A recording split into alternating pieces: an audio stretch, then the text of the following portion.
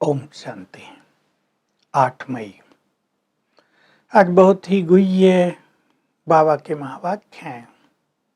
तुम्हें कर्मातीत होना है और बाप से, भगवान से स्वर्ग की बादशाही पानी है तो मेहनत करनी पड़ेगी। कर्मातीत तभी हो सकेंगे जब तुम कर्मेंद्रिय जीत बनेंगे। तो बहुत बड़ी प्राप्ति हम सबको है। भगवान आया है स्वर्ग की राजाई देने। ये भारत हेविन था, हेविन फिर से स्थापित हो रहा है। उसमें हमें संपूर्ण पवित्र बनना है और संपूर्ण पवित्र बनने में कर्मेंद्रिय जीत बनना बहुत बड़ी स्थिति है। इस संसार में भी कई धर्मों में कर्मेंद्रियों को जीतने का एक लक्ष्य दिया जाता है, लेकिन लोगों को ये नहीं पता इन कर्मेंद्रियों को जीतें कैसे। बाबा शुरू ही कर रहे थे, आत्माभिमानी होकर बैठो। देहभान में आने के कारण ही कर्मेंद्रियां चंचल होती हैं। जितना जितना तुम सोल कॉन्शियस होते जाओगे, कर्मेंद्रियां वश होती जाएंगी, प्योरिटी बढ़ती जाएगी। और फिर दूसरा है राजयोग। राजयोग से तुम्हारे विकर्म विनाश होते जाएंगे और जब संपूर्ण विकर्म विनाश हो जाते हैं सारे के सारे, उस स्थिति को कहा जाता है कर्मातीत अवस्था। विकर्माजीत, कर्मातीत। तो ये सर्वोच्च स्थिति है स्पिरिचुअलिटी की। हमें इस स्थिति को प्राप्त करना है। बाबा कह रहे हैं कि नंबरवार अंत तक तुम कर्मातीत बन जाओगे। जो बहुत अच्छे पुरुषार्थी वो पहले बनेंगे, जो ढीले ढाले वो धीरे धीरे बाद में बनेंगे। बाबा ने कहा कि ये लड़ाई भी लगेगी, महाभारत और ये लड़ाई भारत के लिए बहुत ही कल्याणकारी है। इस लड़ाई के बाद ही भारत में स्वर्ग के गेट खुलते हैं। यहाँ सुख शांति का साम्राज्य स्थापित हो जाता है। तो देखो, एक और ये लड़ाई और विनाश जो अब भी चल रहा है, भयानक दिखाई देता है, लेकिन इसके बाद स्वर्णिम काल, ये खेल खत्म होगा, नया खेल प्रारंभ होगा। तो बाबा विशेष ध्यान दिला रहे हैं। आज तुम्हें अपना चार्ट लिखना है कि हमें कोई कर्मेंद्रिय धोखा तो नहीं देती। कर्मेंद्रियों पर बहुत ध्यान देना है। और बाबा विस्तार कर रहे हैं कि आंखें सबसे ज्यादा धोखा देती हैं, फिर जीभ धोखा देती है। चोरी कर लेते हैं, कुछ खाने की इच्छा हुई उठा के खा लेते हैं, ये भी एक की चोरी है, इससे भी कर्म बन जाता है। ये भी गलत आदत है। बाबा कहते हैं तुम बच्चे बहुत रॉयल हो, बहुत त्यागी हो, तुम्हें बिना पूछे कुछ भी उठाकर खाना नहीं चाहिए।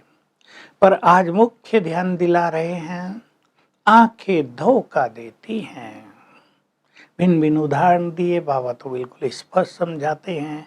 किसी को भी देखने से, किसी का श्रृंगार देखने से, कोई बहुत अच्छा गीत गाती है उसको सुनने से दृष्टि क्रिमिनल हो जाती है, तो फिर उनकी ओर आकर्षण होता है।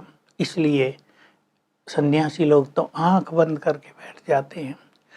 कई भक्तों के लिए गायन है, सूरदास के लिए भी गायन है, आंखें ही बंद कर ली, निकाल दी। लेकिन हमें तो आंखें निकालनी नहीं है, हमें तो बाबा से दिव्य दृष्टि मिली है। बाबा कहते हैं तुम्हें तीसरा नेत्र मिला है, तुम्हें दिव्य दृष्टि मिली है। अब इन आंखों से क्या देखना है और क्या नहीं देखना है, इस पर सारा खेल आधारित है। तो हम सभी चेक करें, बहुत ध्यान दें, अपना चार्ट लिखें कि कर्मेंद्रियां हमें धोखा तो नहीं देती।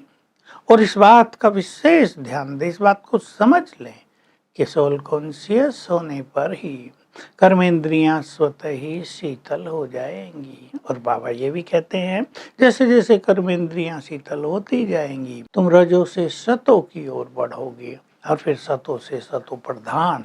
सतो की आखिरी स्थिति में कर्मेंद्रियां पूरी तरह शीतल हो जाएंगी। तो हमें आँखों पर बहुत ध्यान देना है।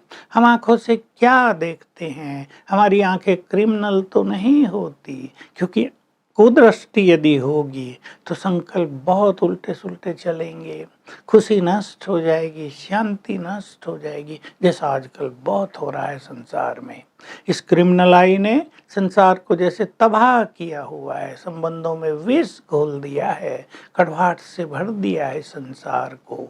लोग समझ नहीं रहे कि इसको प्यार नहीं कहते। प्यार तो बहुत पवित्र चीज है। ये तो देह का प्यार है, तो विषय विकारों से प्यार है। तो बाबा अपने बच्चों को संपूर्ण पवित्र बनाना चाहते हैं। बहुत ध्यान देंगे। संपूर्ण पवित्र बनने वाले ही विश्व की बादशाही को प्राप्त कर सकेंगे।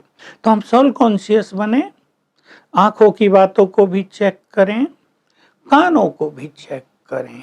मुख से हम बुरा तो नहीं बोलते, जीभ हमारी इधर उधर खाने के लिए ललचाती तो नहीं है, हमने अपने संकल्पों पे कंट्रोल किया है। तो सोल कॉन्शियसनेस पर बहुत ध्यान देंगे और कर्मेंद्रिय जीत बनते चलेंगे। इम्पोर्टेंट बात है, रोज अपनी चेकिंग करें, जहाँ गलती हो रही है उसको चेंज करें, क्योंकि हमें ज्ञान का तीसरा संपूर्ण नेत्र मिला है, संपूर्ण ज्ञान मिला है। हमें पता है क्या करने से हमारी क्रिमिनल आई समाप्त हो जाएगी। तो बहुत अच्छे अनुभव होंगे, हमें सच्चा सुख मिलने लगेगा, और जैसे जैसे कर्मेंद्रियां शीतल होंगी हमारा योग और अच्छा होगा, और योग पावरफुल होने से हमारे विक्रम विनाश होते जाएंगे। वरदान है, देहभान के त्याग द्वारा सर्वश्रेष्ठ भाग्य प्राप्त करने वाले सिद्धि स्वरूप बनो।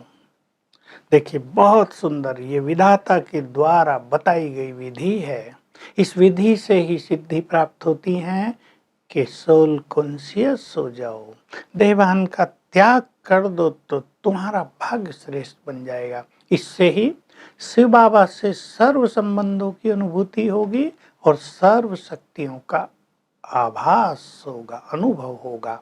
मुझे सर्व शक्तियां मिल रही हैं। बहुत अच्छी एक लाइन बोल दी बाबा ने, तुमने पूर्व काल में देहधारियों से प्यार करके राज पाट ताज तिलक छोड़ दिए थे, अब भगवान के प्यार में क्या तुम देहभान का त्याग नहीं कर सकते?